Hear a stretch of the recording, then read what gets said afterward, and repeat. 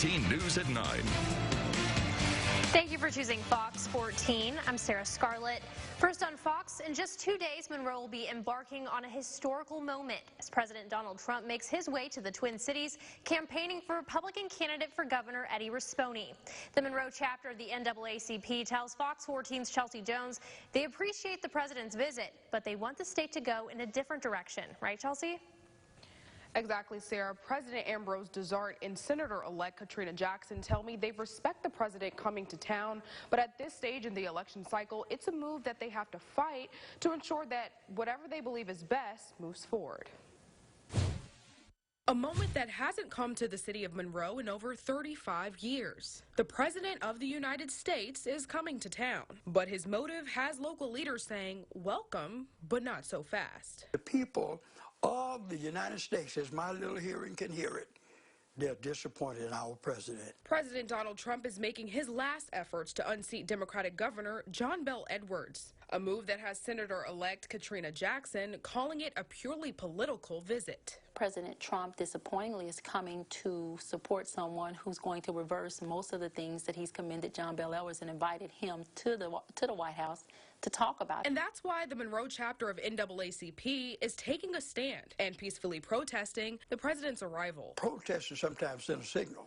Sometimes not just your mere presence gives some indications how you stand. NAACP chapter president Ambrose Desart says Governor John Bel Edwards has changed Louisiana for the better by raising teacher salaries to criminal justice reform to Medicaid expansion. If you look at the last 4 years of what has been asked of us, the strong push to fund things, the strong push to take us out of a deficit, that's been done. So what's the impact on the election's outcome? Jackson says that's unknown. It may encourage people who do not support the president's right now stance on certain issues to go out and vote more.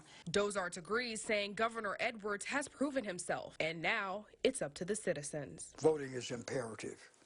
Lives, as we know, has been taken because persons of our same color and others stood for the rights that we'd have the right to vote. The Monroe chapter of NAACP will be meeting tomorrow night to plan for the president's visit. Then on Wednesday, they plan to hold their peaceful protest right outside of the Monroe Civic Center. In the studio, Chelsea Jones, Fox 14 News. Thanks, Chelsea. The city of Monroe is expecting high attendance for the presidential visit, and the mayor's office says to expect traffic delays. A statement by a spokesperson for Mayor Jamie Mayo warns all residents and businesses in the downtown area to expect road closures and traffic delays on the morning of November 6th. Due to the heightened level of security, specific street closures and other details will not be released. Residents who plan to attend the rally are asked to refrain from bringing large bags, purses, and containers to the Civic Center due to security protocols. Small clear purses are preferred with minimum items such as keys, wallet, and/or medication only. Attendees will be directed to designated parking areas by police.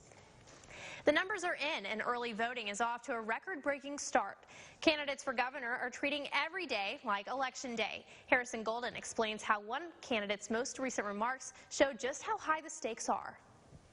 I support our veterans. I'm always going to support our veterans. Republican challenger Eddie Rispone filing his early vote Monday, defending comments made Friday about Governor and retired Army Captain John Bel Edwards. I don't think West Point wants to turn out a bunch of trial lawyers that will say or do anything to stay in power. 2 West Point people mentioned that to me, and I guess I've been politically correct. I should not have brought it up. But 2 of them came in and said they're embarrassed about what he will do to stay in power. And with tens of thousands of Louisianians already casting their votes and thousands more planning to do so this week, when you have early voting, it's Election Day. LSU political communications professor Joshua Darr says campaign messages are in overdrive.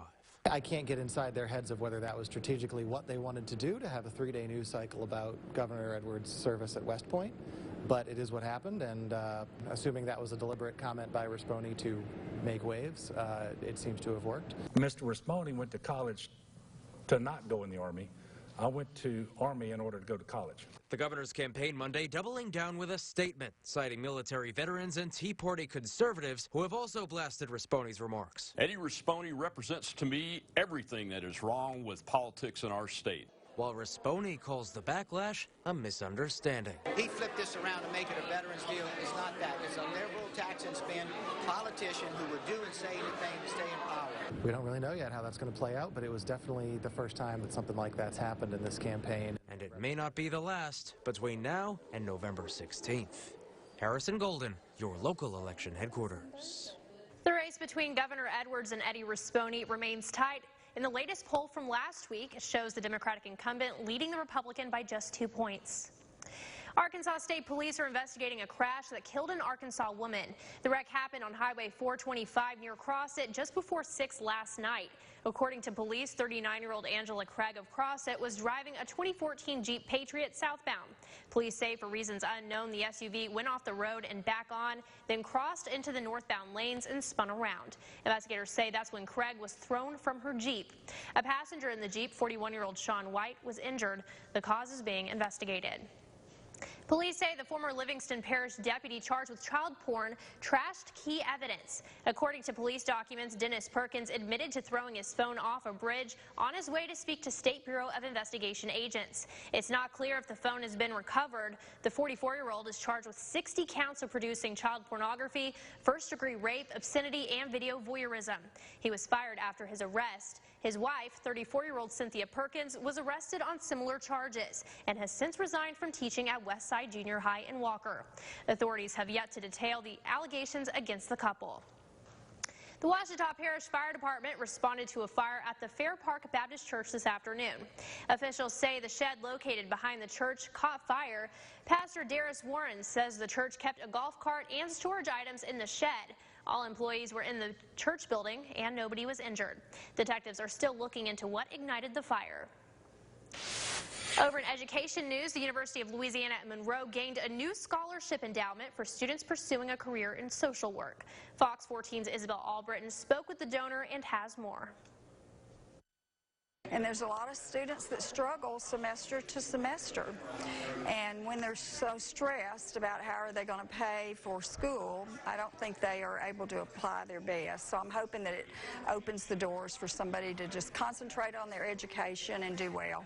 $60,000. That's how much has been donated for the Cindy and Dennis Rogers Endowment Scholarship in social work for ULM's College of Business and Social Sciences. $50,000 from the Rogers and $10,000 contributed by the ULM Foundation. All of this because one professor left an impact on Cindy Rogers when she was a student at the university. Actually, he had someone call me for a really important job that I ended up staying in for like 43 years. So I credit Iris Guillen and I credit this university for a wonderful healthcare career that I had. Dr. Nick Bruno says these are the type of successes the university prides itself on. It's a great feeling, and our staff is doing an amazing job telling the story of ULM and the successes of our students. Rogers says she wants to remind professors that they can also leave a lifelong impression on their students. Because I'm sure day to day in front of that classroom, you have to wonder, am I really having an impact? And I wanted them to know my story, that they do need to take special interest in their students and never underestimate the benefit of their time and their interest in students. In Monroe, Isabel Albritton, Fox 14 News. For more information on how students can apply for this scholarship, you can visit our website at myarklemiss.com. Fall is here, and with it comes the beautiful change of color before most trees hibernate.